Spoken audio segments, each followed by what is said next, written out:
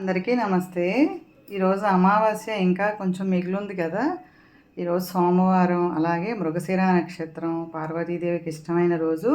మనకేమైనా అమావాస్య ఏంటంటే నక్షత్ర దోషాలు కానీ గ్రహ దోషాలు ఏమైనా పోవాలి అంటే కొంచెం స్వీట్ చేసుకుని పెట్టుకోవడం నాకు అలవాటు. ఈరోజు కొంచెము గణపతి కోసం అని చెప్పేసి ఉండ్రాలు చేసుకుందాం అని చెప్పేసి చేసుకుంటున్నాను. బెల్లం కుడుములు అంటాం దీన్ని. ఏంటంటే కొంచెం రవ్వ అండి దీనికి కావాల్సినవి. కొంచెము రవ్వ, బియ్యం రవ్వ, కొంచెం ఉప్పు, అలాగే బెల్లం, కొంచెం నెయ్యి, ఇంకా కుడుములు లోపల పెట్టుకుంటాం అన్నమాట. బెల్లం ముక్కలు ఇది జ్యూసీగా అయ్యి లోపల బాగుంటుంది, పాకంలాగా అయ్యి. ఇది ఎలా చేసుకోవాలో ఒకసారి చెప్పుకుందామండి. పొయ్యి మీద కొంచెము నీళ్లు వేడి చేసుకోవాలి.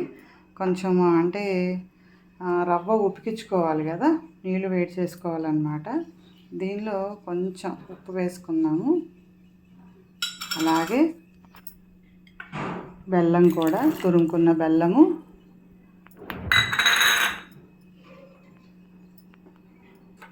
ఇంకా కొంచెం నెయ్యి, యాలకుల పౌడర్ కూడా ఈ వాటర్లో వేసేసుకోవచ్చు.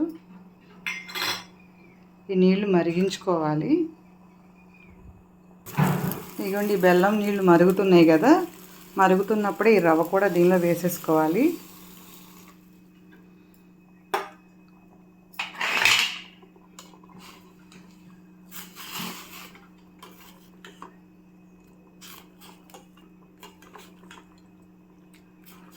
కొంచెం మూత పెట్టేసుకుంటే తొందరగా కొంచెం మగ్గిపోతుంది.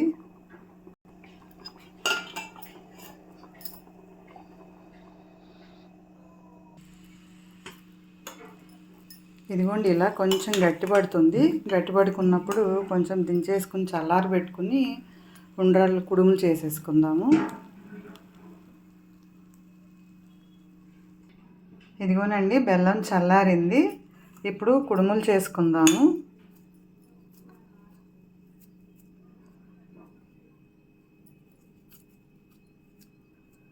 ఇలా కొంచెం హోల్ పెట్టుకుని ఇందులో ఒక బెల్లం ముక్క పెట్టుకుంటే దానిలో బెల్లం జ్యూస్ లాగా అయ్యి బాగుంటుందన్నమాట.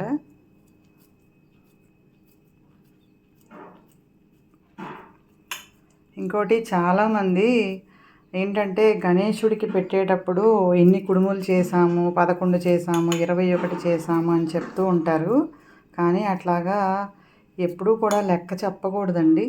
లెక్క చెప్తే కుడుములు ఉడకవు అని చెప్పేసి అంటారు. అందులోనూ గణేశుడికి కొంచెం తిండి అంటే ఇష్టం కదా, కాబట్టి ఎప్పుడూ కూడా లెక్కతో చేసి పెట్టమన్నమాట, పెట్టకూడదు. అసలు ఎన్నైతే అన్నీ మనం లెక్కించకూడదు అన్నమాట. ఇదిగోండి ఇలాగ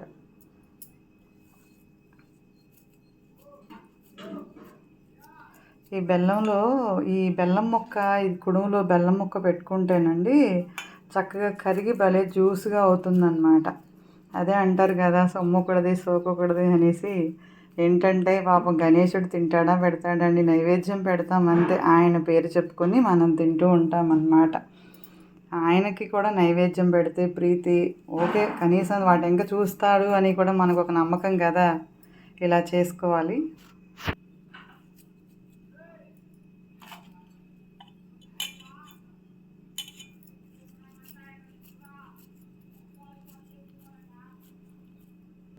ఇవ్వనండి కుడుములు చేయటం అయ్యింది కదా. కొంచెము కుక్కర్లో నీళ్ళు పోసి ఇడ్లీ ప్లేట్ పెట్టుకున్నానండి నేను. పొయ్యి మీద పెట్టి ఉడకపెట్టుకుందాము.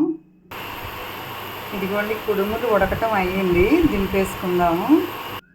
కుడుములు ఉడికిన తర్వాత కొంచెం బెల్లం కరిగి జ్యూస్గా అవుతుందని చెప్పాను కదండి. ఇలాగ బెల్లం కరిగి బాగుంటుందన్నమాట. తినడానికి కూడా చాలా బాగుంటాయి. నిజంగా బాగుంటాయండి, చాలా కమ్మగా అనిపిస్తాయి అన్నమాట. చల్లారిన తర్వాత దేవుడికి నివేదన చేస్తాను. నిజంగా ఈ వీడియో నచ్చితే కనుక లైక్ చేయండి.